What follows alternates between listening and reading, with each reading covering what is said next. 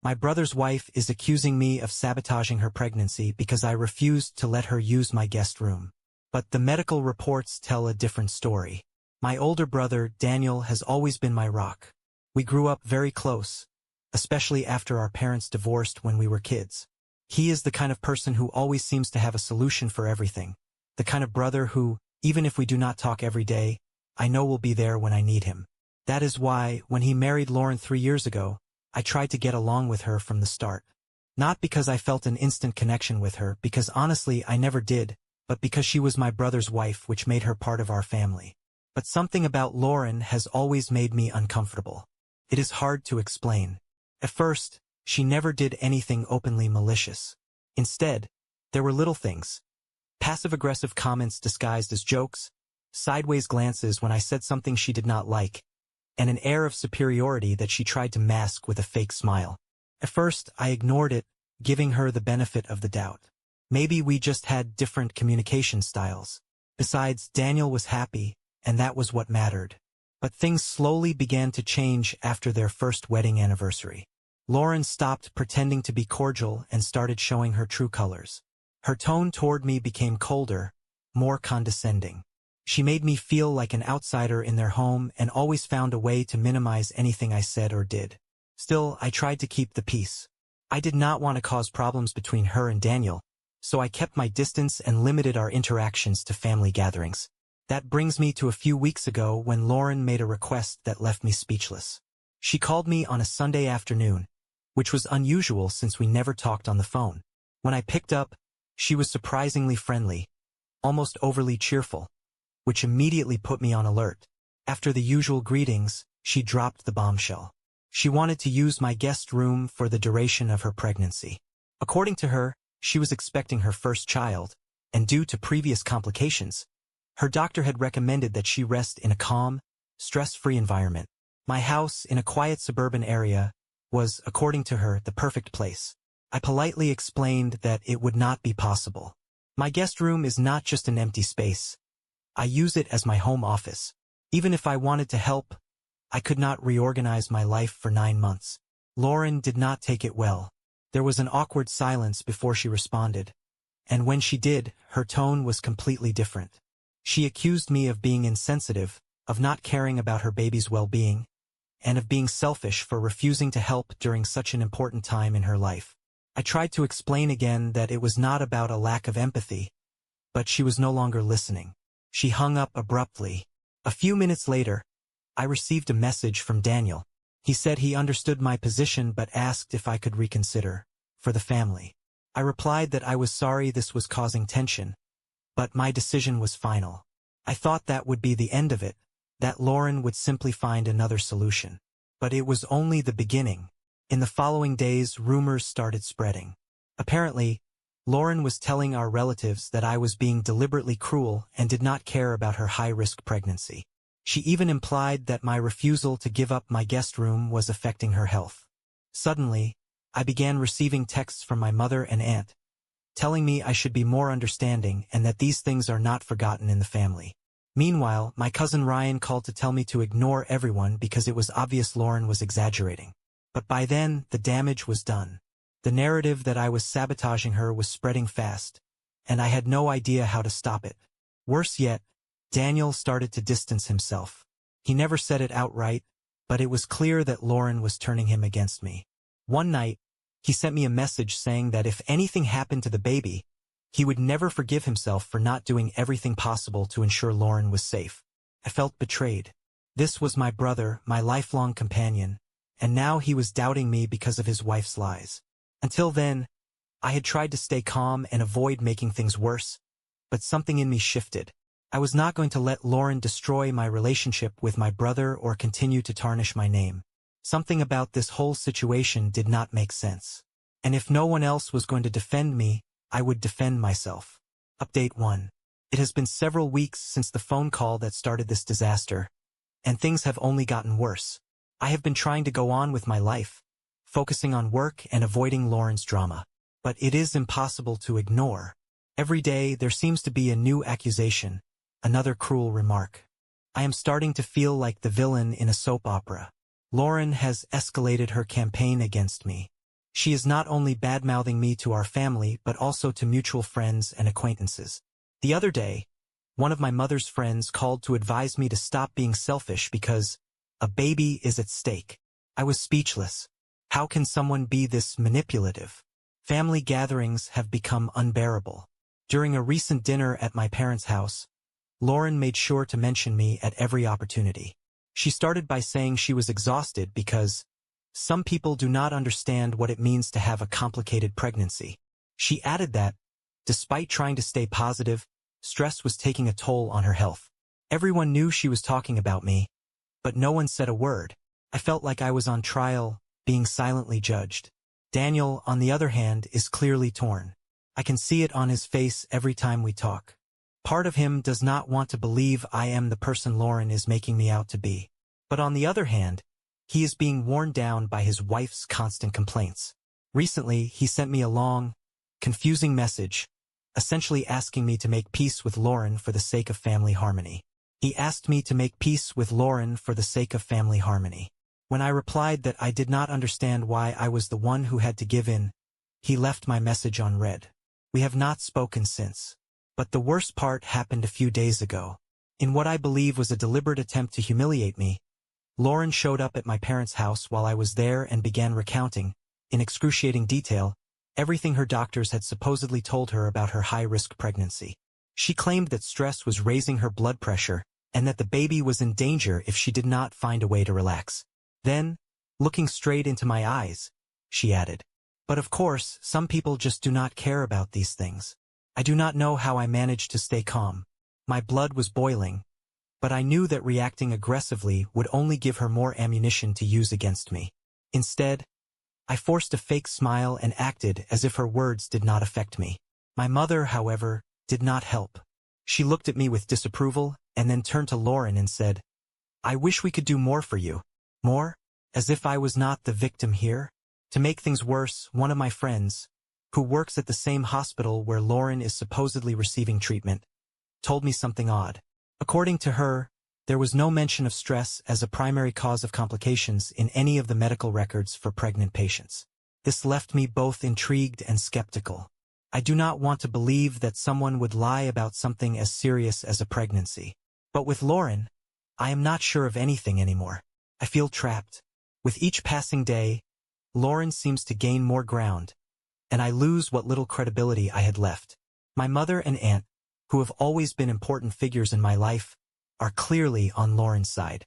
My cousin Ryan, my only consistent support, tells me to be patient and let the truth come out on its own. But what truth? If I do not act soon, Lauren is going to destroy my relationship with Daniel, and my reputation in the process. I am considering taking more drastic measures. I do not know exactly what yet, but I need a way to prove that I am not the horrible person Lauren is portraying me to be. And if there is something suspicious going on, I will not hesitate to expose it. For now, I am watching and waiting, but I promise you I will not sit back for much longer. It has been 3 weeks since things started spiraling out of control, and in that time, everything has escalated. Before, Lauren was just spreading rumors to ruin my reputation. Now, it seems like she has turned it into a personal mission. Her ability to manipulate people and twist the narrative is both impressive and infuriating. And the worst part? While she gains more allies, I feel more isolated with each passing day. However, this past week has given me reasons to believe that things may not be as they seem. The most recent incident started with a phone call from my mother, something that has become a regular occurrence lately. This time, she woke me up early on a Saturday morning, her voice trembling with concern. Lauren had supposedly had a health scare related to her pregnancy. According to my mother, Lauren had felt dizzy and had trouble breathing the night before, leading Daniel to rush her to the hospital. According to my mother, the doctors managed to stabilize her but made it clear that she was at high risk if she did not reduce her stress levels immediately. "And you know what that means, right?" my mother said in a tone I recognized all too well, accusatory, expectant. I knew exactly where this conversation was headed, but I let her continue. "It means she needs peace, calm, and you could provide that." That was the final straw. After weeks of being attacked and slandered, hearing those words from my own mother was a low blow. I clenched my jaw and responded as calmly as I could. Mom, I understand your concern, but I still do not see why this is my fault. I am not against Lauren or her pregnancy. I just said I cannot give up my room. That should not be a crime. She did not want to hear it. Before hanging up, she left me with one final stab. I just hope you will not regret this if something terrible happens. After the call, I sat on my bed for what felt like an eternity, trying to process everything. Yes, I was furious. But beneath the anger, a small doubt began to creep in. What if I was wrong? What if, by standing my ground, I was actually putting an innocent life at risk? But something did not add up. This entire situation, the way every conversation, every family gathering revolved around Lauren's pregnancy and my supposed role as the villain, made no sense. Why was she working so hard to paint me as the bad guy instead of focusing on her own health and the baby? That same day, as I tried to make sense of it all, I received a message that left me stunned. It was from Sarah, a close friend of mine who worked as a nurse at the hospital where Lauren had been taken. Hey, I do not know if this is relevant, but I checked last night's records. Lauren was here, but something does not add up. What she is describing as pregnancy complications does not match what I saw in her medical report. Of course, I cannot tell you more. It would be unethical, but I think you should pay attention. A chill ran down my spine. What did she mean by that? Was Lauren not as sick as she claimed? Or worse, was she exaggerating or even faking everything? My mind raced with possibilities, each one more outrageous than the last. At first, I felt guilty for even considering that someone could lie about something as serious as a pregnancy. But then I remembered all the inconsistencies, all the things Lauren had said that never quite made sense. For example, why did she always speak vaguely about her doctors, never mentioning names or specific diagnoses? Why did her symptoms change depending on who she was talking to? That was the moment I decided I had had enough. I had tried to keep the peace. I had ignored her accusations. I had endured weeks of being the target of her smear campaign. But now, with this new information, with Sarah's new information, I felt I had real reasons to suspect that something much bigger was going on. I decided I needed professional help, someone who could uncover the truth without me having to get directly involved. That same day, I searched for a private investigator. I found Richard, a man experienced in family cases with a reputation for being extremely discreet. When I explained the situation, he was not surprised, as if he had heard similar cases before. He told me that these things take time, but he would do everything possible to find inconsistencies or proof that could clear my name. I gave him all the information I had, the dates Lauren claimed to have had complications, the vague names of the doctors she mentioned, and even details about the family gatherings where she made her accusations. Richard assured me he would start working immediately. In the meantime, I tried to act as if nothing was happening, but it was difficult. Every family gathering felt like a public trial, with Lauren finding new ways to make me look bad. During a recent dinner, she once again brought up how hard her pregnancy had been, and how some people simply did not understand the importance of support. As expected, my mother immediately agreed with her. I, on the other hand, stayed silent. There was no point in fighting back, not when I hoped to have the evidence soon that would finally end this farce. Still, I could not shake my anxiety. What if I was wrong? What if Lauren was actually telling the truth, and this was all just a huge misunderstanding? But my instincts kept telling me otherwise. There were too many things that did not add up, too many unanswered questions. For now, all I could do was wait. Richard promised me a preliminary report in the coming days, and I was crossing my fingers that he would find something to help me understand what was really happening. If Lauren was lying, I swear I would not stop until I exposed her. But if I was wrong, well, I would have to face the consequences. Either way, I was not giving up. It has been 2 months since I decided to hire Richard, the private investigator. And what he uncovered not only confirmed my suspicions but also left me completely speechless. I never imagined things would reach this level of manipulation and deception. What started as a family dispute over a guest room has turned into something worthy of an investigative show.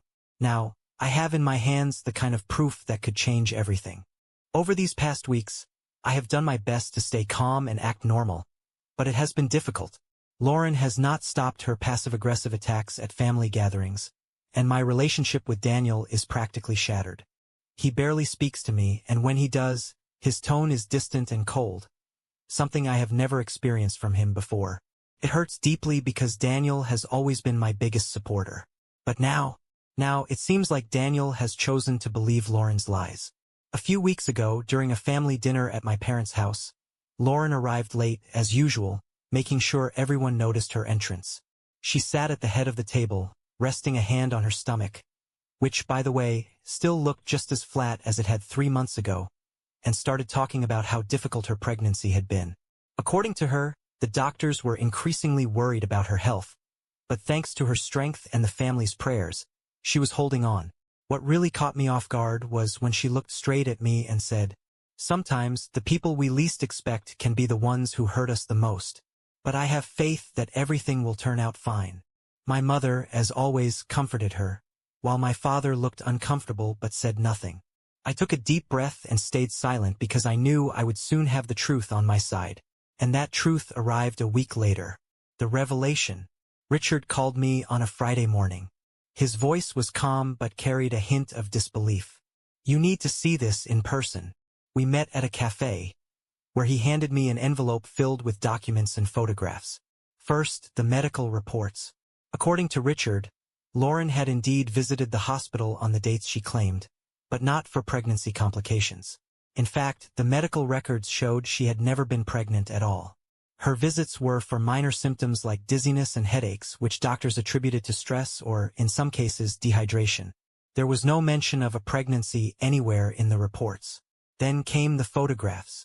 Richard had followed Lauren for a week and discovered that, far from being on strict bed rest as she claimed, she spent most of her time at a rented art studio, working on her projects. In one of the pictures, she was even seen carrying heavy boxes, something no one with a high-risk pregnancy, or even a normal pregnancy, would do. But the most shocking piece of evidence was the final puzzle piece, an audio recording. Richard had managed to obtain a recording of Lauren talking to a friend at the art studio. In it, Lauren admitted that the entire pregnancy was a lie, a manipulation to control Daniel and the rest of the family. Her real goal? To get me to give up my guest room. Not because she needed it to rest, but because she wanted to turn it into her personal art space. "It is perfect," she said in the recording. "The natural light, the space. It is exactly what I need for my projects. And if I have to fake a pregnancy to get it, then so be it. Daniel's family is so easy to manipulate." Hearing those words felt like a bucket of ice water had been dumped over me. On one hand, I felt relief. I finally had concrete proof that I was not the horrible person Lauren had painted me to be. But on the other hand, I felt an indescribable rage. How could someone be so calculating, so cruel? Lauren had not only played with my family's emotions, but had also destroyed my relationship with my brother, and Lauren had ruined my reputation. I spent the entire weekend analyzing the information, trying to decide what to do. Part of me wanted to confront her immediately, but I knew that would not be enough. Lauren had manipulated my entire family, and I wanted to make sure everyone knew the truth, to leave her nowhere to hide. I decided to organize a family meeting at my parents' house. I convinced my mother that we needed to talk, that I was concerned about Lauren's health and wanted to ease the tension. It was not easy, but she agreed. The meeting was set for the following Sunday. Until then, all I could do was wait and prepare. In the meantime, I did not tell anyone what I had discovered. Not even my cousin Ryan, who had been my only ally. I wanted everyone to hear it at the same time. I did not want to give Lauren a chance to twist the narrative before the truth was revealed. Sunday was just around the corner, and honestly, I could not wait to see how Lauren would try to justify what she had done.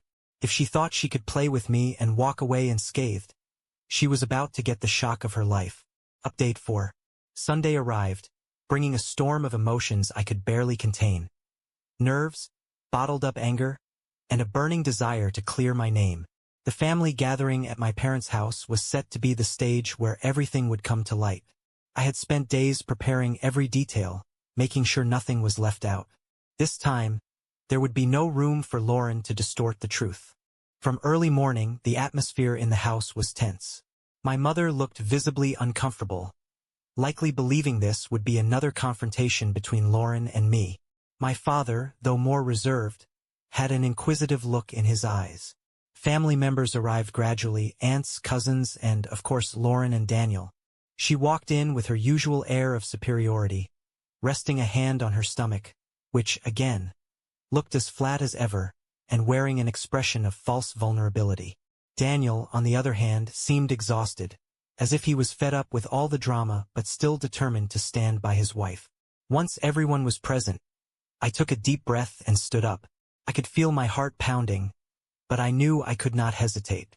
I looked at each person in the room and began speaking with a calmness I did not know I possessed.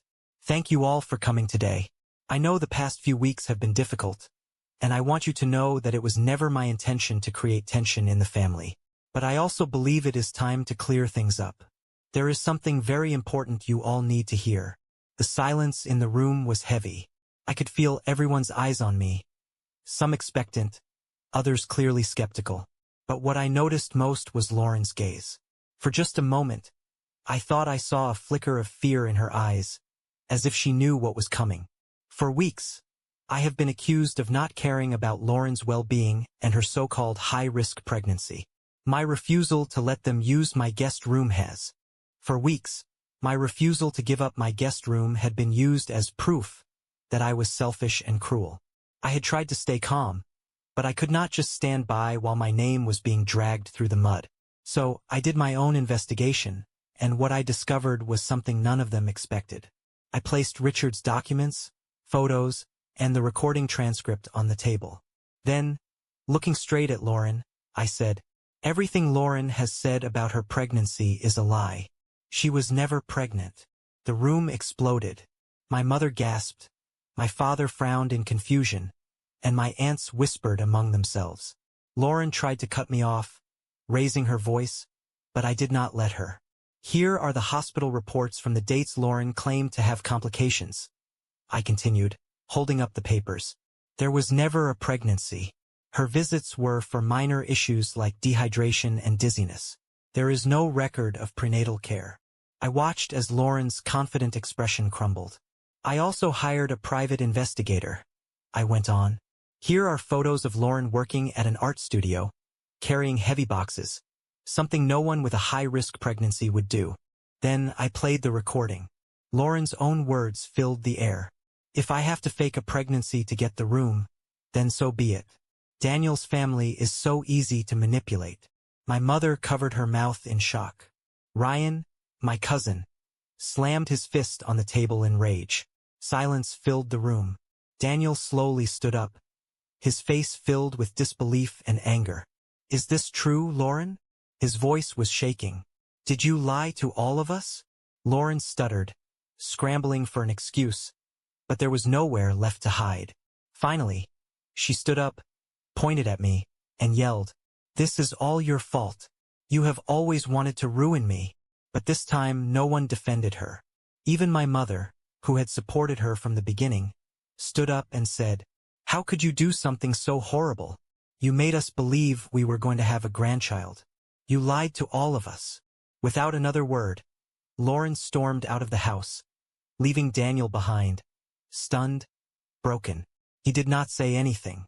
He just sat there, staring at nothing, while the rest of the family tried to process what had just happened. The gathering ended soon after. Many of my relatives apologized for doubting me. My mother, in tears, hugged me. "I do not know how we can fix this, but I am so sorry, my daughter." For the first time in months, I felt some relief. The truth was finally out, and Lauren could no longer manipulate anyone. But I knew this was only the beginning. The consequences of her actions were about to catch up with her. Final update. It has been 6 months since that explosive family gathering. Exposing the truth brought relief, but it was not the end of the drama. What happened afterward was a series of consequences Lauren never saw coming. She vanished completely, no calls, no family events, avoiding everyone. Daniel stayed at my parents' house for a few days, trying to process everything. We had several tough but necessary conversations. He was devastated, not just angry at Lauren, but struggling with the realization that the woman he had chosen to spend his life with had deceived him so cruelly. One night, as we sat on the porch, he finally said, "I am so sorry. I do not know how I could have believed her. I guess I just wanted to think she would never do something like this. But now I see how blind I was. You did not deserve any of this. It was bittersweet. I was relieved he finally understood, but I knew our relationship would take time to heal. I told him I did not need a perfect apology, just his effort to rebuild our bond. He promised to make things right, and since then we have been working on it. The trust is not fully restored, but at least it is a start. Meanwhile, Lauren did not stay silent for long. After weeks of disappearing, she tried to shift the narrative. First, she claimed it was all a misunderstanding, that she never actually said she was pregnant, only that the doctors had been unclear. When that failed, she changed her story again, blaming emotional distress and pressure for her actions. She even had the audacity to message my mother, asking for understanding, claiming she was also a victim.